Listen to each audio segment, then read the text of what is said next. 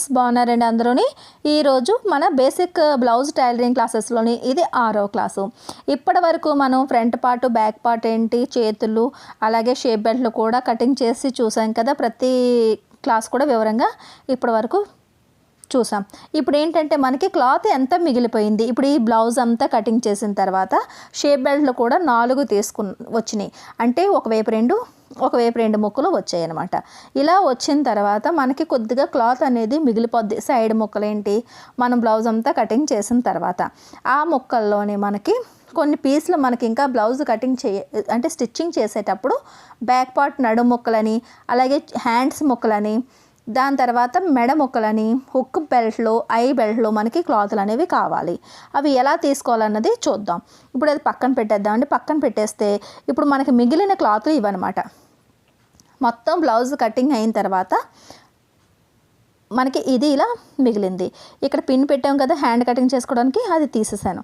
తీసిన తర్వాత చూసారు క్లాత్ అనేది ఈ షేప్లో నాకు మిగిలింది. ఎవరికైనా సరే ఇంచుమించులోనే ఇలాగే మిగులుతుంది. ఇక్కడ డబుల్లే ఉంది, కాకపోతే ఈ కోరంచుల దగ్గర స్ట్రైట్గా ఉంది కాబట్టి ఇక్కడ మనం ఫస్ట్ మనకి నడుం బెల్ట్లకి కానీ, చేతి బెల్ట్లు కానీ, చేతి ముక్క అతికించుకోవడానికి కానీ ఒకే సైజులోనే మనం ముక్కలు తీసేయచ్చు. అవి కనీసం ఇది మొత్తం వెడల్పు ఎంత ఉన్నది అన్నది చూసుకుందాం. ఇది 4 ఇంచులు ఉందనుకోండి, 2 పీసులు వస్తాయి.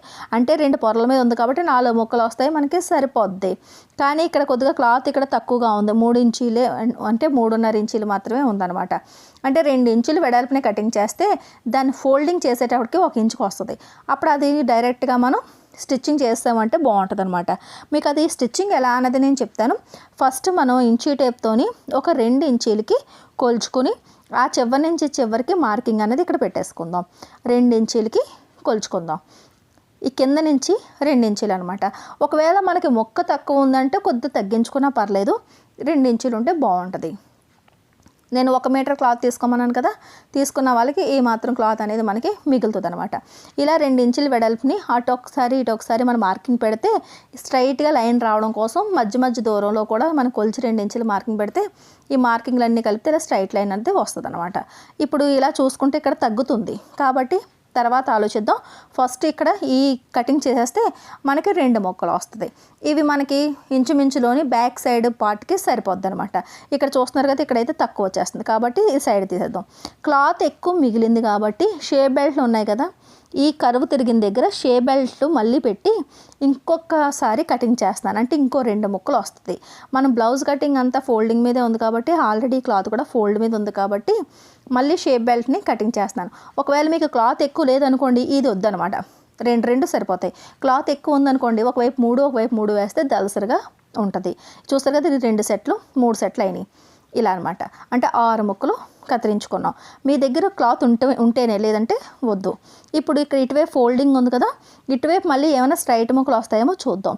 ఇప్పుడు కటింగ్ చేసిన స్ట్రైట్ ముక్కను పెట్టి ఇలా చాక్తోనే అంచుల్ని ఇలా డ్రా చేసేసి కటింగ్ చేస్తే ఇది కూడా 2 పొరల మీద ఉంది కాబట్టి మనకి ఇంచుమించులోని ఆ ముక్కలు ఈ 4 ముక్కలు కలిపితే చేతి అంచులకి మనకి బ్యాక్ సైడ్ నడుము అంచులకి సరిపోద్ది అనమాట.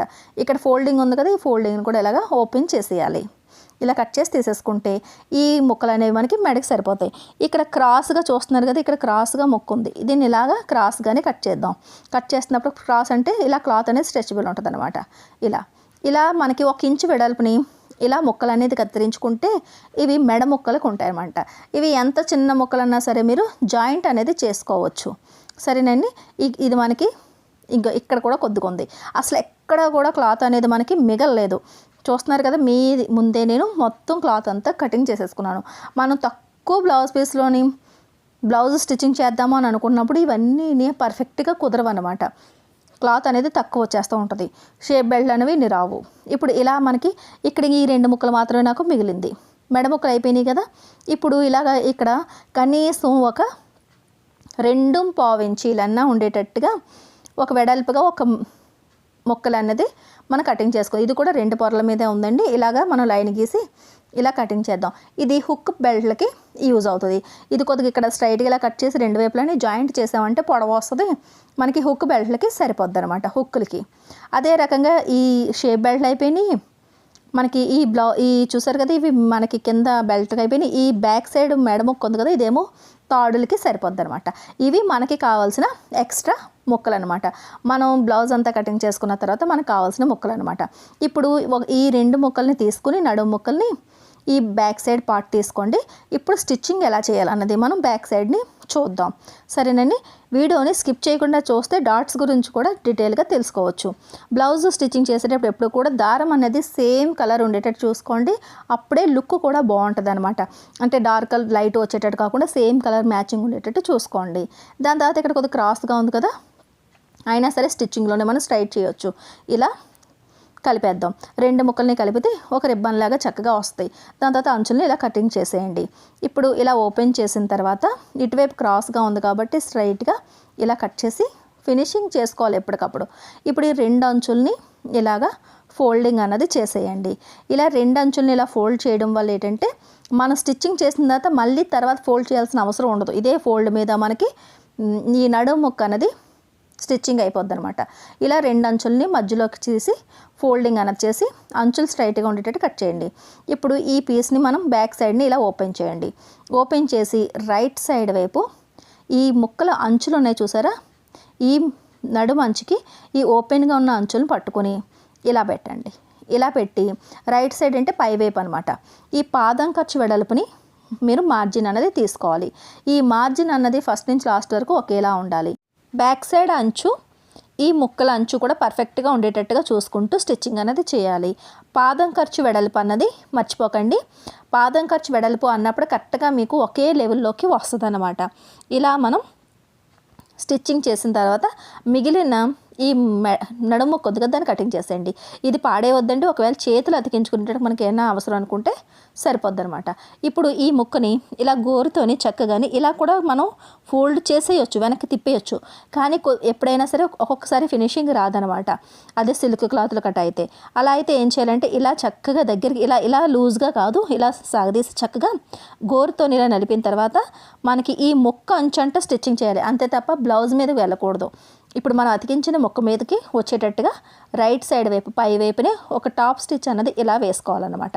దీనివల్ల ఏంటంటే మనకి వెనక్కి ముక్క తిరిగేటప్పుడు ఫినిషింగ్గా ఉండడం కోసం. లేదు మనకి కాటనే కదా అంత ఇబ్బంది పెట్టదన్నప్పుడు చక్కగా మీరు వెనక్కి తిప్పుకొని కుట్టేసుకోవచ్చు. ఈ కుట్టు వేయకపోయినా పర్లేదు, కానీ ఫినిషింగ్ కోసం వేసుకుంటే ఇంకా బాగుంటుంది. ఇప్పుడు దీన్ని ఇలా మీరు ఫోల్డ్ చేసి లోపలికి తిప్పితే చాలా నీట్గా ఫోల్డ్ అవుతుంది అనమాట. ఇప్పుడు ఇక్కడ మనం చేతి కుట్లు అనేవి వేసుకోవాలి. కానీ మిషన్కి 5వ నెంబర్ కుట్టుని పెద్ద కుట్టుని మార్చుకుని ఇలా మధ్యలోని ఆ చీర ఈ చీర కాకుండా ఇలా సెంటర్లోకి స్టిచ్చింగ్ చేయండి. ఈ పెద్ద కుట్టు ఏంటంటే మనం చేతి కుట్లు వేసేసుకున్న తర్వాత ఈ పెద్ద కుట్టుని బ్లౌజ్ అంతా అయిన తర్వాత లాగితే మనకి కుట్టు వచ్చేస్తుంది అనమాట. ఇది టెంపరీ కోసం వేసుకుంటున్నాం. లేదంటే సైడ్ జాయింట్లు అవి చేసినప్పుడు కానీ డాట్స్ వేసినప్పుడు కూడా ఇబ్బంది ఉంటుంది అనమాట. అందుకని ఇప్పుడు ఈ అంచులు ఉన్నాయి కదా, ఇటువైపు ఇలా తేలున్నాయి, ఇక్కడలా చేతి కుట్లు వేసుకుంటే సరిపోద్ది. చూస్తున్నారు కదా రైట్ సైడ్ వైపు కూడా ఎంత బాగా ఫినిషింగ్ వచ్చిందో. ఇప్పుడు ఇలా ముక్క అతికించేసుకున్న తర్వాత డాట్స్ వేసుకుందాం. షోల్డర్ 2 అంచుల్ని ఇలా కలిపి ఫోల్డ్ చేయండి. ఫోల్డ్ చేసిన తర్వాత ఇలా సెంటర్కి ఇలా కరెక్ట్గా ఫోల్డింగ్ ఉండాలి. ఈ ఫోల్డింగ్ పర్ఫెక్ట్గా ఉందా లేదా అని ఎలా తెలుస్తుంది అంటే ఈ నడుము దగ్గర ఉన్న అంచులు ఉన్నాయి చూసారా, ఇవి లెవెల్గా ఒకదాని మీద ఒకటి పర్ఫెక్ట్గా వస్తుంది అనమాట. అలా అయితే మీరు కరెక్ట్గా ఫోల్డింగ్ చేశారని అర్థం. షోల్డర్కి సెంటర్లోకి ఇలా ఫోల్డ్ చేసిన తర్వాత ఒక ఫోల్డింగ్ నుంచి ఒక 1/2 ఇంచు మనం కటింగ్ చేసినప్పుడు 1 ఇంచు ఎక్స్ట్రా తీసుకున్నాం కదా నడుముకి, ఇది 1/2 ఇంచు లాగా మార్జిన్ పెడితే ఇటారు అటారు కలిపి 1 ఇంచు మార్జిన్ అయిపోద్ది అనమాట. ఇప్పుడు కింద నుంచి పైకి కనీసం 4 ఇంచీలన్నా సరే మీరు డాట్ అనేది పెట్టుకోవాలి. ఇలా ఇంచీ టేప్ పెట్టుకుని అంచు నుంచి 4 ఇంచీల వరకు పెట్టుకుంటే నడుము పైకి లేచినట్టు ఉండదు. 3.5 నుంచి 4 మధ్యలోని మనం పెట్టుకోవచ్చు అనమాట. 4 పెట్టుకున్నారు అంటే కనుక చక్కగా ఈ నడుము ఎత్తి పెట్టకుండా ఉంటుంది. అదే రకంగా షోల్డర్ కూడా జారకుండా ఉంటాయి. 4 ఇంచీలన్నా ఉండేటట్టుగా చూసుకోండి. లెంత్ తక్కువ ఉన్న బ్లౌజులు అయితే 3.5 పెట్టుకున్నా సరిపోద్ది. ఇప్పుడు ఈ 1/2 ఇంచు డాట్ నుంచి ఈ 4 ఇంచీల డాట్కి ఇంచీ టేప్ ఇలా క్రాస్గా పెట్టి ఇలా కలిపేయండి. ఇలా కలిపితే ఇప్పుడు ఇదే గీత మీద మీరు స్టిచ్చింగ్ చేసేస్తే సరిపోద్ది అనమాట. ఈ స్టిచ్చింగ్ చేసేటప్పుడు మాత్రం ఫస్ట్ లాక్ అనేది చేసుకోవాలి. ఫస్ట్ ఇలా కొద్ది కుట్టండి. దాని తర్వాత సూది పైకి వెత్తి పాదాన్ని ఇలా తేల్చి ఇలా ముందుకు లాగండి. క్లాత్ రాకపోతే కనుక చక్రాన్ని కొద్దిగా కదిపితే వస్తుంది. దాని తర్వాత మళ్ళీ ఇంకోసారి కుట్టాలన్నమాట. అప్పుడు ఆటోమేటిక్గా మీకు లాక్ అనేది అవుతుంది. దాని తర్వాత ఇక్కడికి చివరికి వచ్చిన తర్వాత మళ్ళీ సూది పైకి పెట్టి పాదాన్ని పైకి తేల్చి ముందుకు లాగి మళ్ళీ మళ్ళీ కుట్టాలి. దీనివల్ల లాక్ అనేది అవుతుంది. ఒకవేళ మీకు పర్ఫెక్ట్గా లాక్ అవ్వలేదు అని అనుకున్నప్పుడు ఇలా రివర్స్ చేసి ఇక్కడి నుంచి మళ్ళీ స్టిచ్చింగ్ చేసుకుంటూ మళ్ళీ ఎక్కడి నుంచి అయితే స్టార్ట్ చేశారో అక్కడికి వచ్చేయండి. ఇలా 2 విధాలుగా కూడా మీరు స్టిచ్చింగ్ అన్నది చేసుకోవచ్చు. కానీ లాక్ వేయడం అన్నది కంపల్సరీగా రావాలి. అప్పుడే మీకు బ్లౌజ్ స్టిచ్చింగ్ అనేది పర్ఫెక్ట్గా వస్తుంది. ఏది స్టిచ్చింగ్ చేసినా సరే లాక్ అనేది మీకు కంపల్సరీ అనమాట. ఇప్పుడు ఈ దారాలని కట్ చేసేద్దాం. దీని తర్వాత రెండో షోల్డర్ కూడా మనం స్టిచ్చింగ్ చేద్దాం. ఇప్పుడు ఇలా మనం ఓపెన్ చేసిన తర్వాత రైట్ సైడ్ వైపు డాట్ వేసిన తర్వాత ఇలాగ క్లాత్ అనేది ఇలా స్ట్రైట్గా పెడితే ఎక్కడా కూడా చూంచి వచ్చినట్టుగా ఉండకూడదు. చూస్తారు కదా ఫ్లాట్గా ఉంది, ఎంత నీట్గా వచ్చిందో డాట్ అనేది తెలియట్లేదు. కొంతమంది డాట్ అనేది పర్ఫెక్ట్గా కలపకపోవడం వల్ల ఏమవుతుందంటే కొద్దిగా ఉగ్గు వచ్చినట్టుగా మనకి కుచ్చులు వచ్చినట్టుగా వస్తుంది. అలా రాకూడదు అనమాట. రెండో వైపు కూడా సేమ్ అదే రకంగా షోల్డర్ని సెంటర్లో ఫోల్డ్ చేసుకోవాలి. ఇక్కడ ఫోల్డింగ్ దగ్గర నుంచి 6 ఇంచు లోపలికి ఇలా మార్క్ చేసి కింద నుంచి పైకి 4 ఇంచీలకి మార్కింగ్ చేయండి. అటువైపు డాట్ ఎంత అయితే పెట్టారో ఇక్కడ కూడా అంతే పెట్టుకోవాలి. మర్చిపోకుండా సేమ్గా పెడితే చూడడానికి బాగుంటుంది, పర్ఫెక్ట్గా బ్లౌజ్ అనేది వస్తుంది.